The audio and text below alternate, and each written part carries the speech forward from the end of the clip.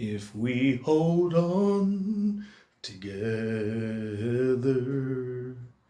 I know our dreams will never die.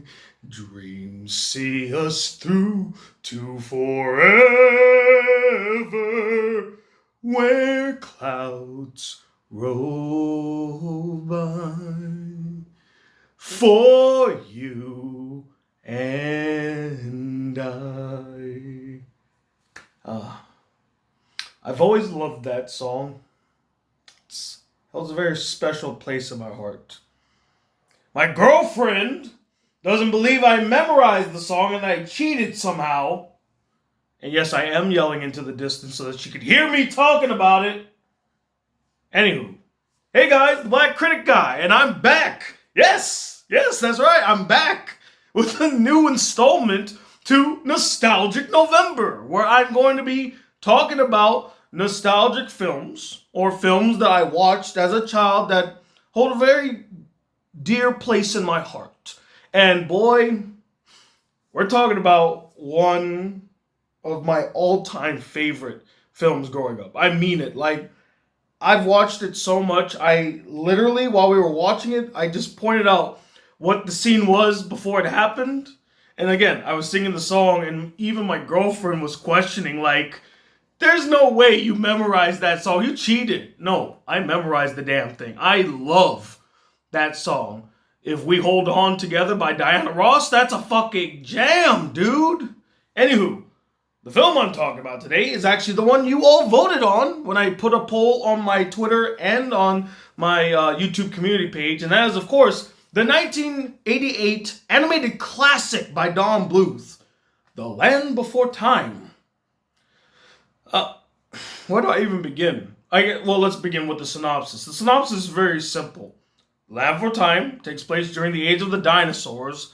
One thing I've always wondered is this like near the end of their era, or like is it in the middle, like a transition period between the different eras of dinosaurs? I mean, I know it's not really that important, but it looks like they're going through an extinction event, and I'm wondering, is it the final extinction event, or is it like one of the middle extinction events? Because there was actually a series of them. Anywho, that's not here nor there. The plot to The Land Before Time is it follows 5 dinosaurs. Ducky, the swimmer, Petrie, the flyer, Spike, the spike-tail, Sarah, the three-horn, and the main character, Littlefoot, the long neck. And it basically follows them as they traverse this barren wasteland to go find this elusive Great Valley. When I say I watched this film to death as a kid, I truly mean it. I think I still have the VHSs somewhere. I don't know. They're somewhere here in this house. If I find them, I'll take a picture and I'll post it in the community page. Just to prove to you guys, I actually loved this movie. In fact, I loved the Land Before Time series.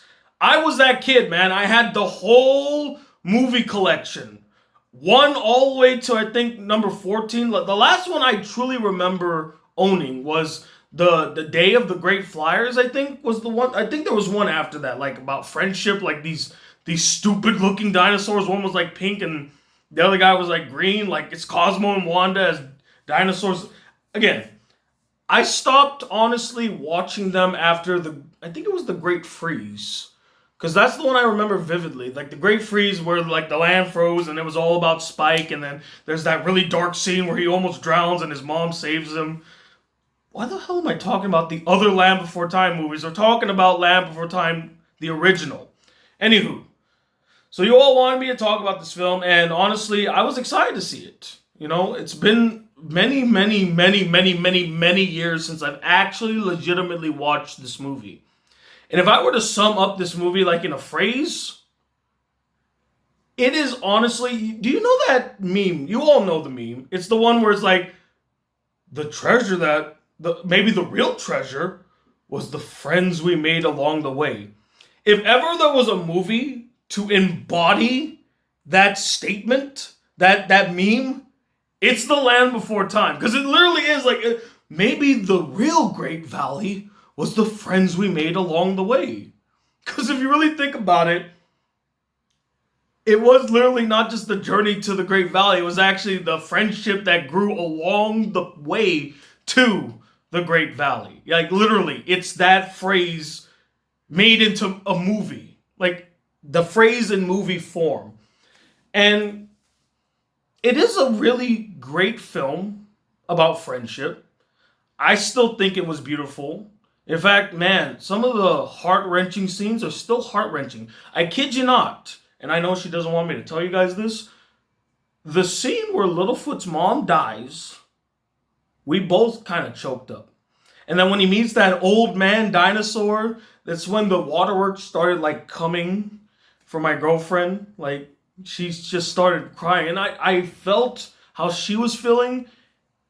And it also made me really sad because I remember the first time I saw it. And I was also like heart-wrenched, heartbroken by that scene. You know, because there's some BS I'll get to about that scene, though, later on. But, like, it's still a really powerful scene. Like, that final goodbye between Littlefoot and his mom. It gets me all the time. The atmosphere of it. The overall execution, flawless. And again, just overall tragic. I personally believe, out of all of the nostalgic films I might see for this whole nostalgic November, for as long as it goes, this might be the best one I watch. I don't know if it will. There are some others that I would love to watch again. Castle Dance! Anyway, but I think this is really, it might be the strongest contender for a nostalgic film that still holds up after all these years. Because it's still emotionally powerful. The animation still looks great. Like, honestly, it doesn't feel like it's aged at all. I mean, yes, it looks old, but the animation is still fluid and solid. One thing I want to mention about the animation, too, and I noticed this when I was a kid, too. I mean, they really went ham on the dirt animation. Like, when they're stomping around and they're moving and they're taking big steps and they're fighting with each other, the dirt just kicks up or is like makes a little smudge mark. There's a scene where Littlefoot and Sarah are fighting. And then you see this whole dirt animation come into play. Like, Spike, Petrie, and Ducky are trying to, like, hide and avoid from it, and they're leaving little circular dirt marks. Spike puts his head into the dirt. You see them pushing each other, and the dirt's, like, all over their feet. I don't know why they went so ham on the dirt animation, but it's like a 12 out of 10 in this movie. Like, I'll be honest, I actually have not seen any movie after Land Before Time do dirt animation that well. You know, it almost felt like paste on the screen. Why am I praising the dirt animation in this film? I don't know, it's just such a unique detail that I rarely ever see in other animated films where they really give a lot of attention to the impact characters make on the ground. I mean, normally whenever I watch animated films, animated TV shows, like the impact on the ground is like not focused as much unless it's like showing some type of like superpower or some type of like huge impact. Here it's like they could casually be walking and then they just step and they leave little dirt marks. So yeah, the animation, fantastic across the board. The characters, I still love all the characters. Yes, even Sarah and even Petrie. By the way, Petrie, we're going to talk about this guy in great detail later on in the video. Don't worry. We'll get to that. But I overall still like all the characters. Littlefoot, he's still a great main character. You really empathize with his struggle. You really feel bad for the guy. He lost his freaking mother in front of him. In fact, he's the only character in the film that actually loses a parent or loses somebody. I know you're going to say, well, Spike didn't know his parents. Well, he was abandoned. He didn't really have a chance to really feel sorrow for his parents disappearing. They were gone before he even woke up, before he hatched. Littlefoot's the only character that actually legitimately lost somebody in the film. Unless, like, Sarah's mom just, like, died off screen. Because literally don't even hear about Sarah's mom when they get to the Great Beyond. She finds her dad. And then I don't think we ever see Sarah's mom throughout the entire series. So maybe she died too? I don't know. They never they never explain what happened to Sarah's mom. When they do the whole Great Divide, the great awesome Earth Shake scene, she calls out to her dad and her mom, and there's actually two Ceratops. I'm sorry, Ceratops. Three horns. There are three horns standing at the edge, looking down at Sarah. So I'm like, I think that's her mom. So maybe the mom died on the way to the Great Valley. It's never ever said, nor is it ever implied that she dies. I guess she just fucked off screen somewhere and no one ever thought about her again. Because no one ever brings her up. I'm going on a tangent about Sarah's mom. But my point being is that you really feel Littlefoot's struggle.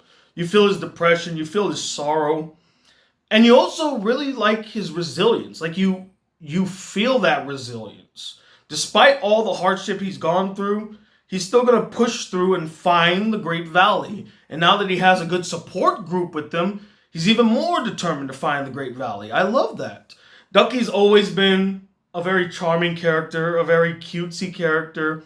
Tragic what happened to the voice actress. If you don't know the story about Ducky's voice actress, I would recommend looking it up, but I would also not recommend it because it is really, really, really, really sad. Like, you talk about a life cut short before its time. Like, it's really sad. But she left quite an impact as Ducky. I've never forgotten about Judith Barcy, I believe is her name. So she did great as Ducky. Very cute.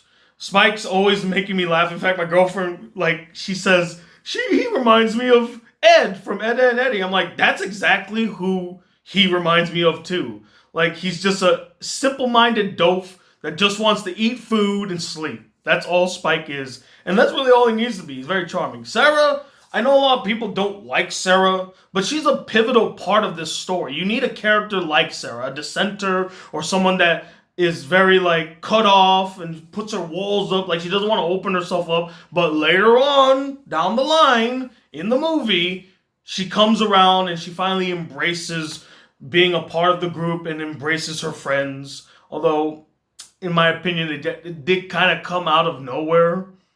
I felt like they should have developed that a little bit more. It kind of was like she was hurt or she felt guilty that she went the wrong way. Then she disappears. Then she shows up at that climactic battle. And then it's like we're all forgiven. Everything's fine now. It was great to have her come in at the last second like Galahad. But it made me go, huh? Why weren't you just already there? It's not like they all said you couldn't hang out with them anymore. And Petrie.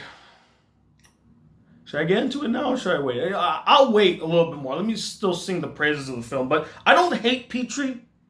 But he reminds me of someone that we're going to talk about. A comparison I'm going to make.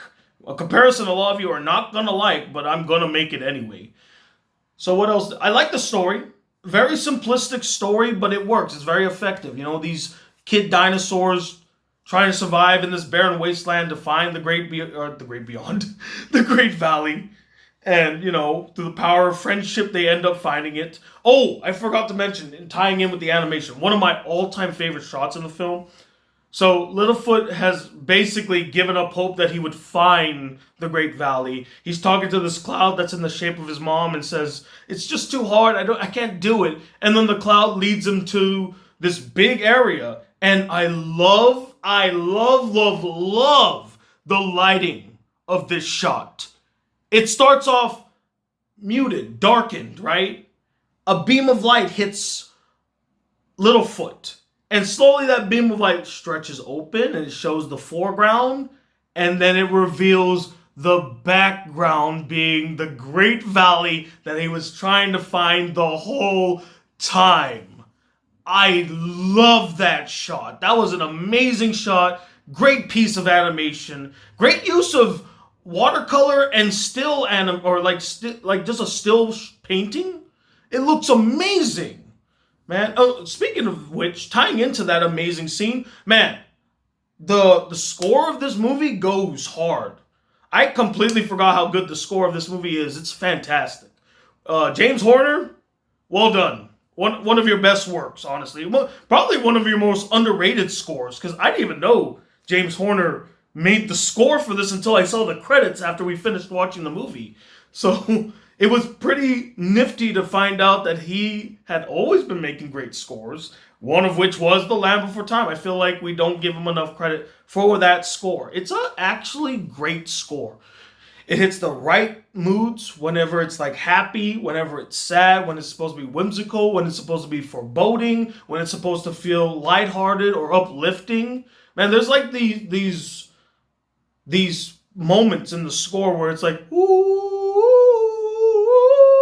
ooh. I don't know why. That always tugs at my heartstrings. It's somber, yet it's peaceful and it's inviting and it's warm. It's so well sung. It's so well arranged and composed. It's just great. It's fantastically good.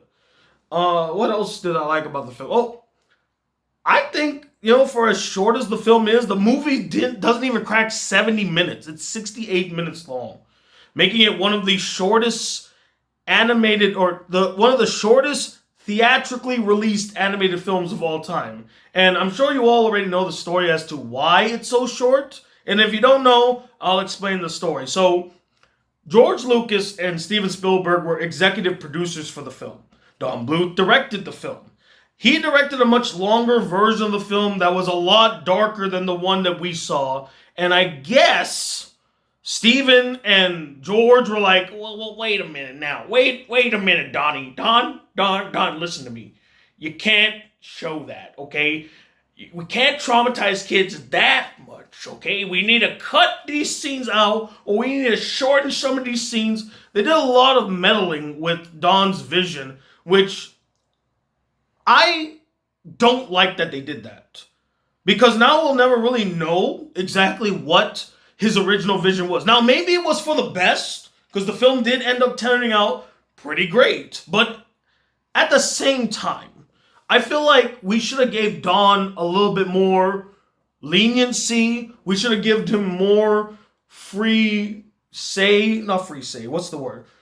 They should have just basically given him more room to work. Because, man, he was hitting banger after banger in the 80s. Secret of Nim, American Tail. Like, he had that game, Space Age. This guy was like on a roll in the 80s. I feel like he deserved to tell the story that he wanted to tell. He earned the right to do so. I don't know why they didn't give him the free range to do so, why they had to basically finagle with his work. I'm trying to find the words for it, forgive me. But I don't like that they kind of messed with his vision and shortened what his overall idea was for the movie. I'm sure, and I think that was what soured his relationship with Steven Spielberg and George Lucas to the point where he never worked with them again. And I don't blame him. Like, shoot, if I made a film and I was very passionate about the film and even though they are Steven Spielberg and George Lucas, Hollywood icons, Hollywood royalty, Hollywood legends, even me, to a certain point, would be like, I respect you, I love you, you are a master at your work. But would you kindly fuck off? Okay? I have a vision. I want to see the vision. I have proven my worth with my other films that have been very successful.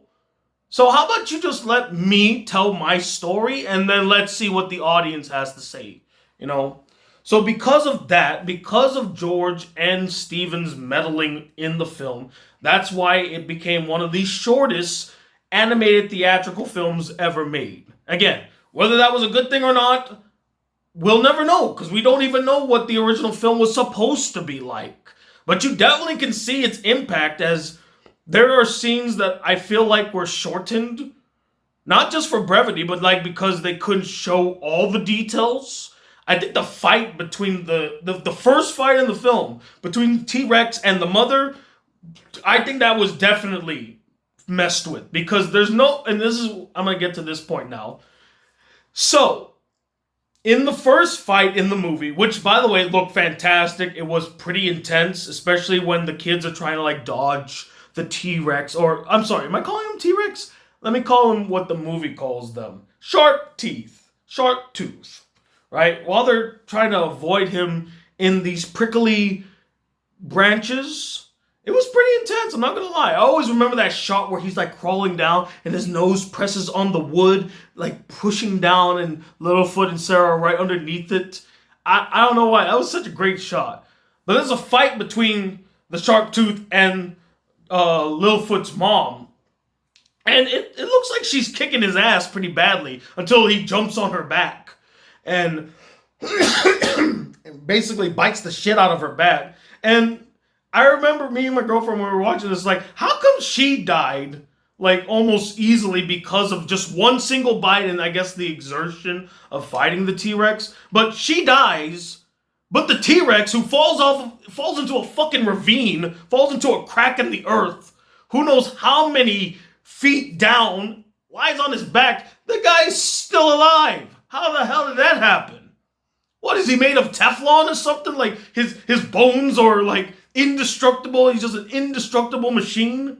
I thought that was like messed up. Like, how come he lived after a gruesome fall? That was not an easy fall. He fell pretty badly. You know, he lived, but Littlefoot's mom dies after one bite. One bite.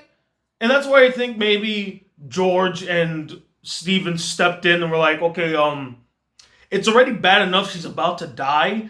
How about we not show how gruesome the death really was? So could you just like, cast the shadow of her being bit instead of actually showing her getting bit or like showing the gruesomeness of the fight? Let's just whittle it down. I think that was the first scene that might have been really meddled with.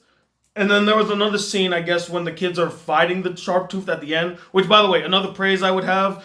I do like the climax. For as short as it is, it's solid for this film. That's how I'll put it. It's solid for this film and only this film. Because in another film, I would have thought, like, wow, that's an upsetting conclusion. Like, for example, Ferngully. I hated the climax of that film because it felt like it was way too easy to beat the main villain, despite how destructive he was being. Here, there's some tension, there's some difficulty. They don't beat him right off the bat. It actually takes a few tries to actually beat him. And then when they finally do, thanks to Sarah's coming in at the last second rescue like she's Han fucking Solo, that's when they finally beat him. But they also might have lost somebody, which would have been Petrie, which this is meddling number 5, I would say, in the movie. I think originally he wanted to kill one of them, and I think they wanted to probably kill Petrie, which, to be honest, I would have been okay with that. And not because of how I feel about the character, but because I feel like one of them should have died in this journey. At least one of them. And I get it. It's a kid's movie. You don't actually want to kill one of the kids in the movie. But it would have been very impactful if Petrie died. I'm just going to be honest. It would have been more impactful if Petrie himself died. Or if one of them died, it would have made it a lot more bittersweet. They defeated the villain, but at the cost of one of their own lives, right? Not to mention that he kind of had his full character arc where he was scared to fly, but now he can fly, and he does one last heroic thing. He saves Ducky. Would have been a perfect way for that character to have gone out, but instead, they copped out and like, oh, don't leave Petrie. Petrie need to live, And I guess now let me get into the things that I don't like about the movie. I'll start with the small things first. I will mention, as much as I love the animation, and keep in mind, I'm trying not to be too mean about the animation, but there's one glaring issue about the animation. The shark tooth, a lot of his scenes were recycled animation, and I only noticed that after watching it again. There's a scene where he gets hit by a branch when they're going through the prickly branches. Oh, not hit by, he was hit by a vine. But when they were going through the prickly branches and Littlefoot's trying to run and he's entangled in these vines and then he finally breaks out and the vines hit the sharp tooth in the nose and he goes, ah, like this. He does that again in the climax when he gets hit by Petrie. He goes, ah, in the same fashion, and it took me completely by surprise. I'm like, wait, that is literally the same frame of animation. It is verbatim the same frame of animation, and not even like a little very difference. The only thing that's varied is that they overlaid Ducky and Petrie on his nose. They were still on him. But it's the same animation. And I was like, oh, you cut corners? What the hell? Huh? You couldn't animate another one, really? Give me a break. And then when he jumps on the rock, which, by the way, what an amazing jump to make from base level to like the top of this tower of rocks. He made that jump. That must be the most athletic T-Rex I've ever seen. He lands on top of the rock, conveniently, by the way, because that's the rock they need to tip over. But the jumping animation is the same jumping animation of when he jumped on Littlefoot's mom. The same one. And I was like, you did it back. Dude, they did it back to back. After he did the scratchy nose thing, he then jumps on top of the rock in the same animation style. Or no, the same frames that they used to animate him attacking the mom. I was like, bro, that's lazy. You're cutting corners like that? And you thought I wouldn't notice after all these years? Well, I mean, you were right. I didn't notice until I watched it again. But just, sneaky you. So yeah, I didn't like that. Honestly, my biggest problem with the film, Petrie. Not gonna lie. I don't like Petrie. I always found him annoying as a kid. I still find him annoying now. I get that he is kind of like the one that goes through the most development in the film because he starts off as a character too afraid to fly. He's too afraid to really jump into action and to save his friends. And then he grows throughout the film, finally learns how to fly in a terrifying moment and ends up saving Ducky. I should like him. He has a genuine character arc. But my God, the character's voice is annoying. His speech pattern is annoying. I just found him annoying. You know what he reminds me of? And this is the comparison I was mentioning earlier.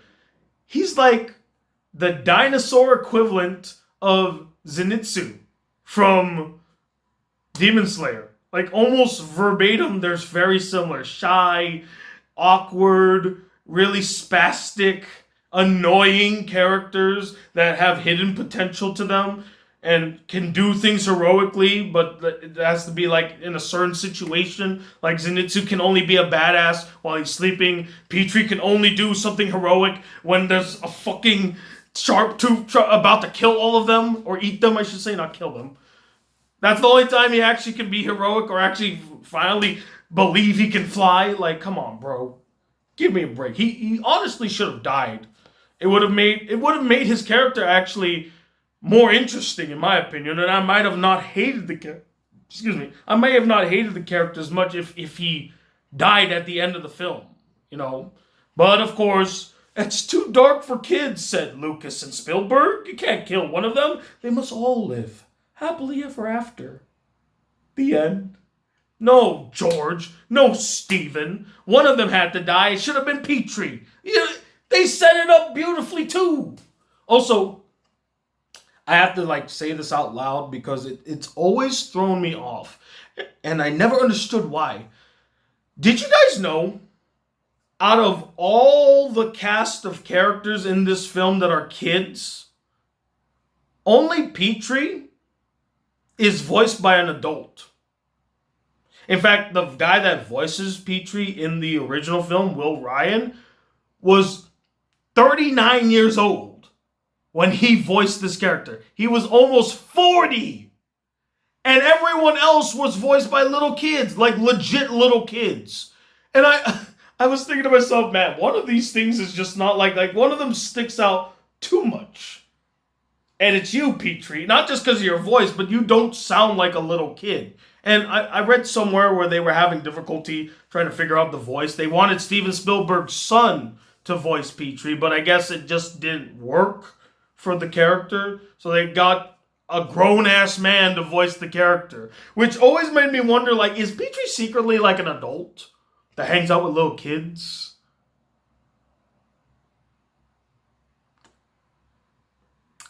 That's quite uncomfortable to think about. Not to mention, again, it's just so weird that out of all of the characters in this film, only one of them is voiced by an adult. Huh? Why? You couldn't find any kid to voice Petrie? Anybody? You couldn't do a casting call to just get a Russian kid. He could probably do Petrie's speech pattern. I know it's kind of like seems a bit stereotypical to get a Russian kid to voice a guy named Petrie, but still, I think it would have been perfect instead of getting a 40-year-old man to voice a character that's supposed to be a kid, I'm assuming, and like every other character around him or every voice actor around him is little kids. That's strange to me. I don't know why they would do that. I don't know. That always rubbed me the wrong way. I don't know why.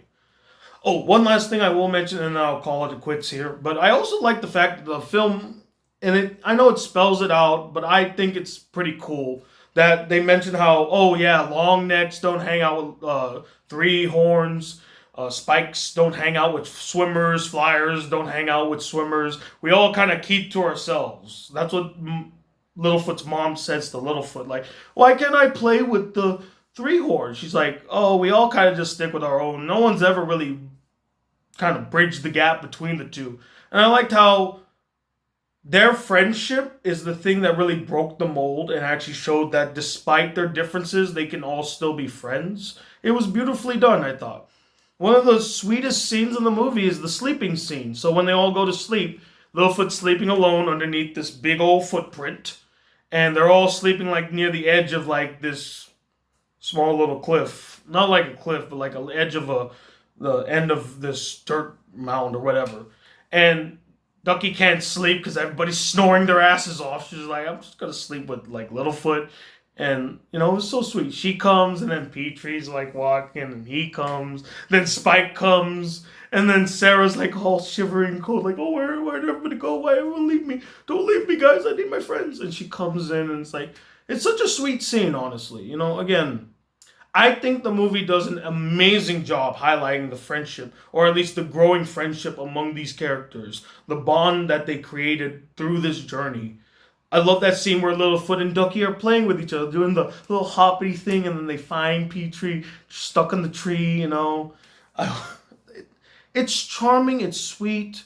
It's honestly a solidly made film. It still holds up to this day. I would recommend this film to anybody with kids. I would recommend this film to any kid because I think it has a great moral lesson about friendship and how friendship doesn't see color, friendship doesn't see the differences. It's just about building a strong bond. I think that's amazing, you know.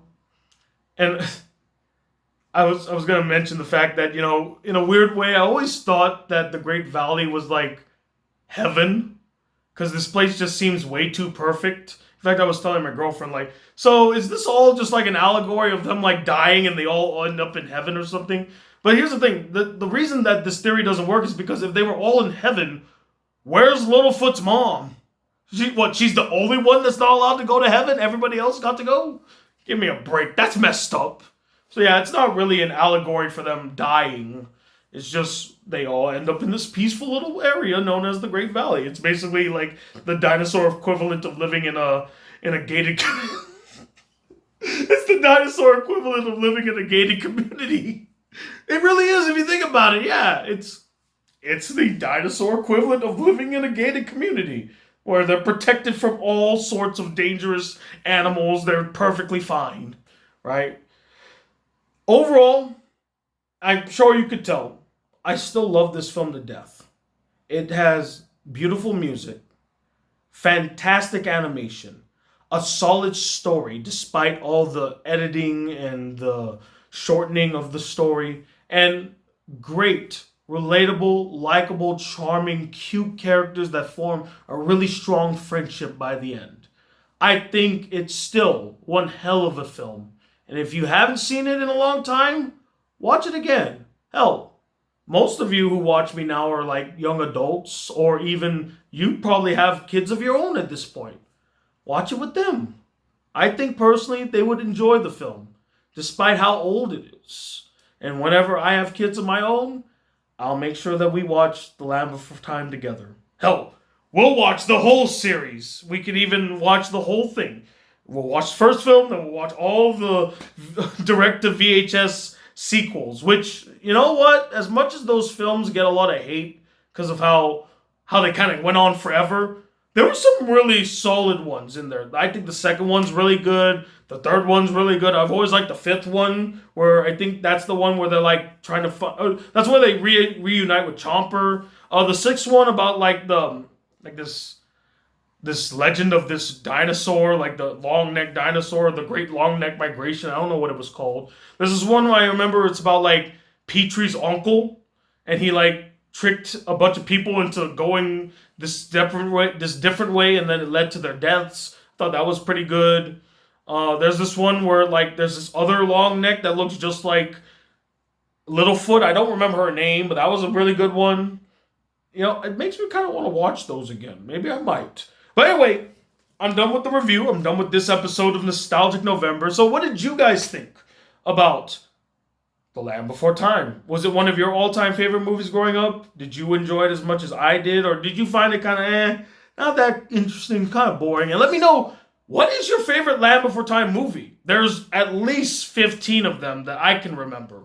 So which ones stood out to you? Which ones do you think were the best? Comment below. Let me know. I'll release another poll about maybe halfway through the day and just get your opinions on what the next nostalgic November movie will be. But until that video comes, guys, if you'd like to see more videos of this channel, be a part of the Black Critic Group, please hit the subscribe button below. Like this video, really enjoyed it. And I'm Tony Wild II, the dinosaur lover and a big uber fan of The Land Before Time, known as the Black Critic Guy. Till then, peace, YouTube.